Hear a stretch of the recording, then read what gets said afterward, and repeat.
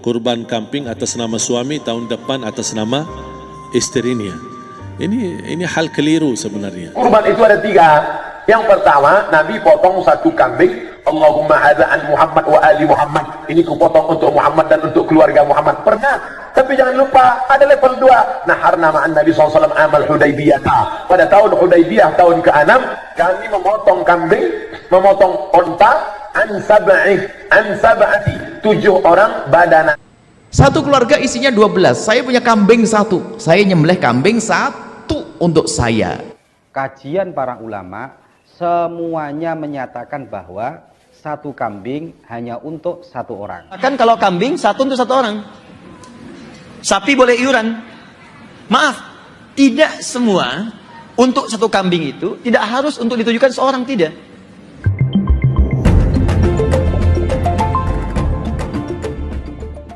Saya pernah mendengar, bukan malah sering mendengar soal kurban dihitungkan beroran. Jadi keluarga suami istri sama 5 anak berarti jumlah 7, wajib sapi. Kalau kurang daripada itu, atau misal suami istri tidak mampu, boleh ini tahun kurban kambing atas nama suami, tahun depan atas nama istrinya. Ini hal keliru sebenarnya. Yang dihitungkan soal kurban beda sama akikah dan beda sama zakat fitrah. Zakat fitrah sama akikah terhitung beroran. Akikah laki-laki 2 kambing, perempuan 1. Kalau tidak mampu boleh. Kalau ada kembar laki sama perempuan berarti 3 kambing. Tapi kalau tidak mampu boleh 1 kambing, tidak masalah. Dan tidak ada istilah sekarang saya kurban tapi nanti sisanya seolah-olah ada hutang sama Allah. Sesuai kemampuan kita.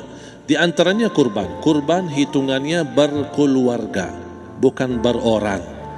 Buktinya Rasulullah SAW dan juga cerita Nabi Ibrahim. Ketika Nabi Ibrahim mau sembelih Nabi Ismail, Allah turunkan apa? Mengganti sembelihan Nabi Ismail dengan ekor kambing dari surga. Berapa ekor kambing? 1. Padahal Nabi Ibrahim punya istri 2 dan anak. Ada istri Siti Hajar dan Sarah. Kemudian anaknya Ismail dan Ishak. Berarti semuanya berapa? 5. Kenapa Allah tidak turunkan 5 ekor kambing? Karena hitungannya memang 1 keluarga. Yang kedua, Rasul sendiri sembelih 2 kambing. Pertama, Bismillah atas nama Muhammad dan keluarga Nabi Muhammad. Padahal kita tahu keluarga Nabi Muhammad SAW termasuk keluarga besar. 11 istri, belum lagi anaknya laki-laki sama perempuan. Ada yang hidup maupun sudah mati. Sudah termasuk semua. Yang hidup maupun mati. Yang kedua, Rasul sembelihan yang kedua atas namaku dan umatku. Umatnya berapa miliar? Cuma 1 ekor kambing. Kenapa Rasulullah SAW berkurban atas nama dirinya dan umatnya? Saya mengambil salah satu di sini tanda sayangnya Rasul kepada umatnya. Jadi saya selalu berkata, orang miskin yang tidak mampu berkurban seharusnya bangga di hari kurban.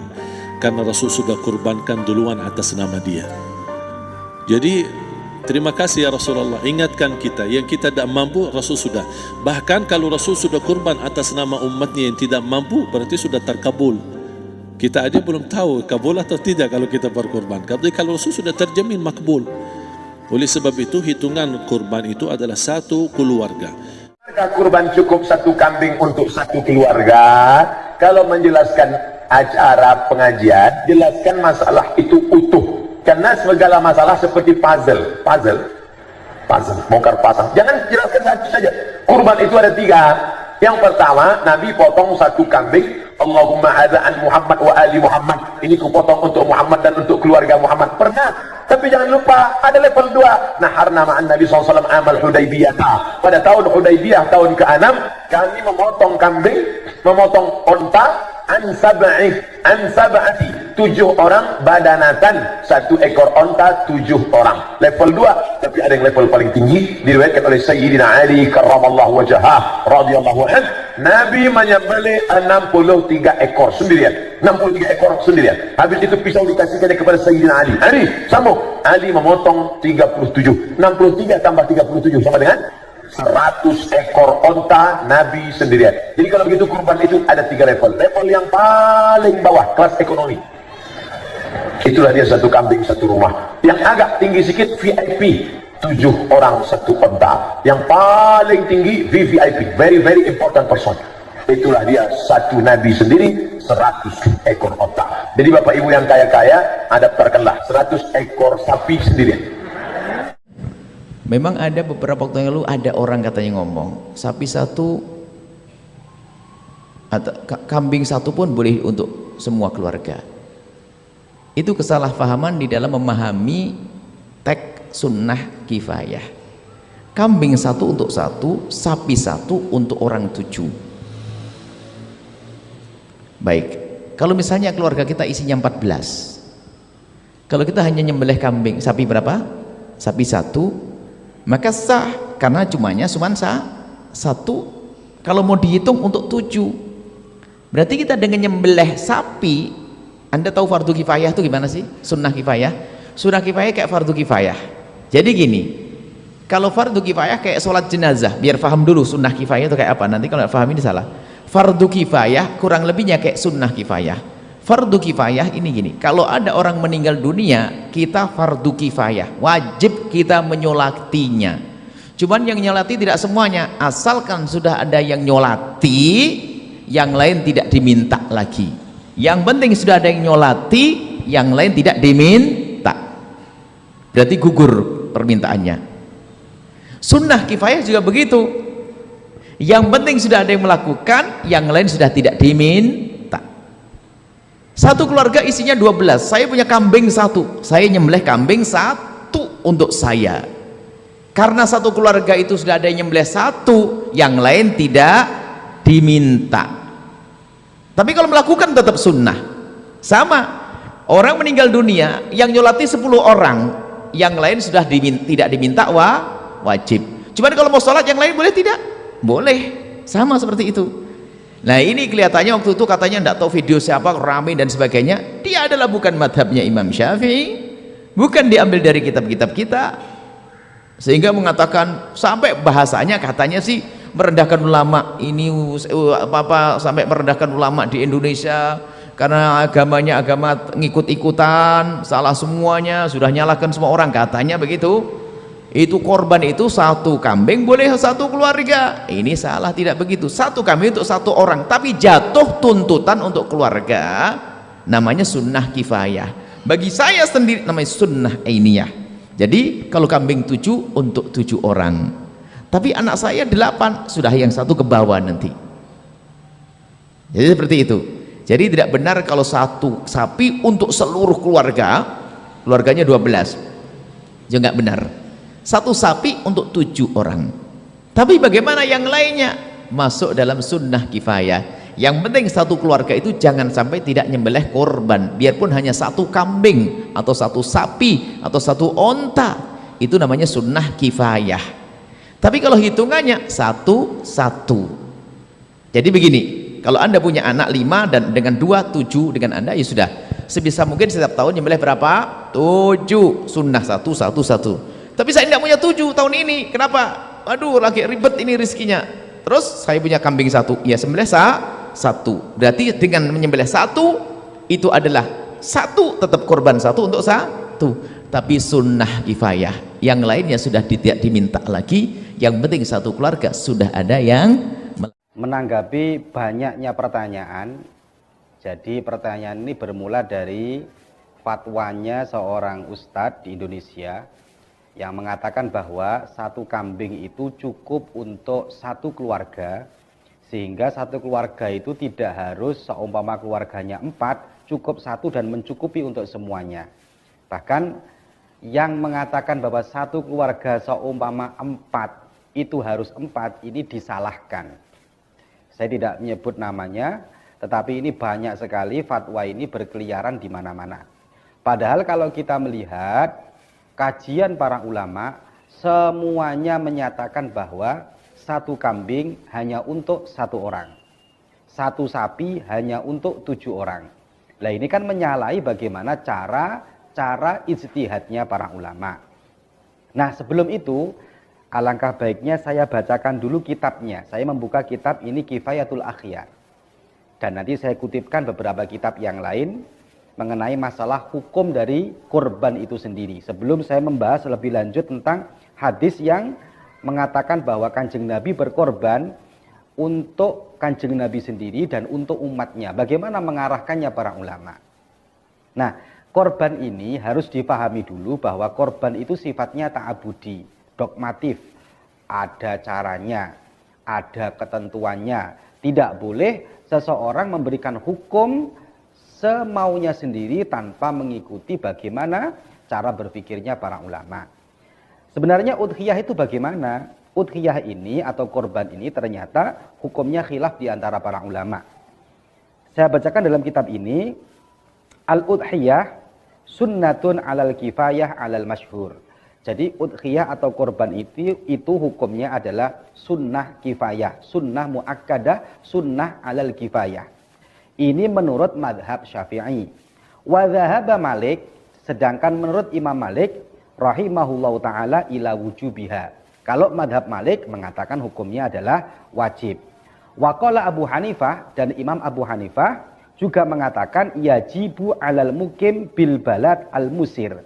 Kalau Imam Hanafi yang ketiga ini yaitu mengatakan wajib bagi orang yang mukim di negaranya yang dia kaya.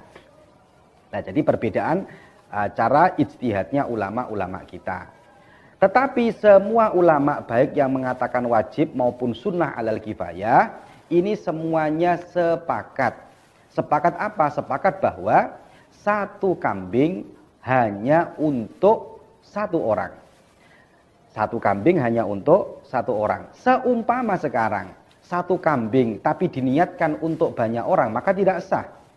Tetapi kalau di situ hanya mustarokah fis sawab, maka hukumnya boleh, maka tidak masalah.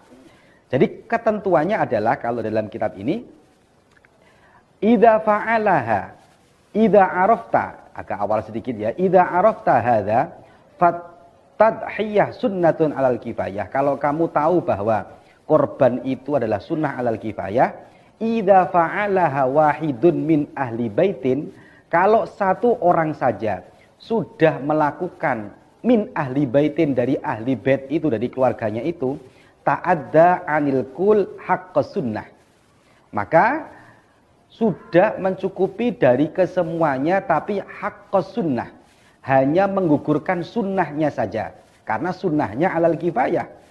Walau tarokaha ahlu baitin kuriha lahum dalika. Kalau ternyata satu keluarga itu meninggalkan, maka itu dimakruhkan. Nah, kalau kita melihat dari sini, maka kalau kita melihat dari keterangannya para ulama ini dapat kita ambil sebuah kesimpulan bahwa apa yang disampaikan Kanjeng Nabi Muhammad SAW, yang satu untuk Kanjeng Nabi, yang satu untuk umatnya, maka keterangan ini dapat dilihat juga dalam kitab Bughyatul Mustarsyidin atau dalam kitab-kitab yang lain. Dikatakan di sana bahwasanya yang bisa untuk kesemuanya itu adalah pahalanya dan pengguguran sunnah kifayahnya. Lal ijza was sukut, bukan masalah mencukupi per individu atau menggugurkan per individunya. Jadi salah kalau ada orang berpikiran bahwa satu keluarga misalnya 10 orang cukup satu, itu kalau persatunya dianggap gugur, salah. Tetapi kalau menggugurkan sunnah kifayahnya, betul. Tapi kalau urusan sawabnya untuk yang lainnya, boleh. Maka kalau kita melihat dalam kitab Bughyatul Mustarsyidin atau kitab yang lain, wala tajzi'u al-wahidah minal ghanam an syahsaini fa aktsara. Tidak benar dan tidak boleh satu kambing itu diperuntukkan untuk 2 orang atau lebih. Wala na'lamu mukhalifan adami jawazi tadhiyah bisyad an aksara min wahidin. Dan saya tidak pernah menemukan pendapat para ulama madhab kita maksudnya, yang memperbolehkan satu kambing untuk lebih dari satu orang. Alasannya li'adami wurudi dzalika fil kitab was sunnah. Karena memang tidak ada keterangan dari kitab Al-Quran maupun sunnahnya Kanjeng Nabi bahwa satu untuk banyak orang. Tidak ada. Tetapi kalau urusan pahala, lah lain lagi. Sekarang kalau urusan pahala bagaimana? Lah ini, walau asyraka ghairuhu fis sawab. Fis sawab loh ya, bukan ajza, bukan mencukupi per individu. Walau asyraka ghairuhu fis sawab, kalau seumpama sekarang yang lainnya itu ingin musyarakah dalam masalah pahala, sawabi udhiyah, ka'an qala, seperti dia mengatakan sawabuha anni wa an fulan an ahli baiti jaza wa hasala sawabulil jami'. Maka kalau dia mengatakan pahalanya ini korban untuk saya, untuk satu orang, tapi pahalanya untuk saya, untuk istri saya, untuk anak-anak saya, maka jaza ini boleh, wa hasala sawab lil jami', maka pahalanya merata ke semuanya. Mengenai berkorban satu kambing untuk satu keluarga, apakah yang sudah tidak tinggal bersama bisa ikut sertakan? Lalu bagaimana yang masih berutang, apakah boleh berkorban? Baik, untuk persoalan satu kambing satu keluarga boleh. Jadi gini, ada persepsi yang agak berbeda di masyarakat, dan ini kurang tepat. Sebagian masyarakat mengatakan kalau kambing satu untuk satu orang, sapi boleh iuran. Maaf, tidak semua untuk satu kambing itu tidak harus untuk ditujukan seorang, tidak. Saya kadang-kadang melihat satu keluarga ini ada 7 orang, 7-7-nya ini kambingnya satu-satu. Nggak perlu. Boleh satu keluarga, misal satu kambing diniatkan untuk satu keluarga, boleh. Ya, jadi nggak usah kemudian diseling, ini tahun ini si fulan, tahun ini si fulan, tidak. Kalau anggarannya cukup untuk satu-satu, silakan satu-satu. Kalau satu itu tidak ada yang lain, yang ada cuma 2,5 juta, pengen beli kambing satu, boleh. Saya berkorban untuk satu keluarga. Dalilnya apa? Nabi mengatakan, Allahumma hadza min Muhammad wa ali Muhammad wa umat Muhammad. Ya Allah, tolong terima kurban saya dari Muhammad dan keluarga besar Muhammad, dan untuk umatnya Muhammad yang selama hidupnya nggak bisa kurban.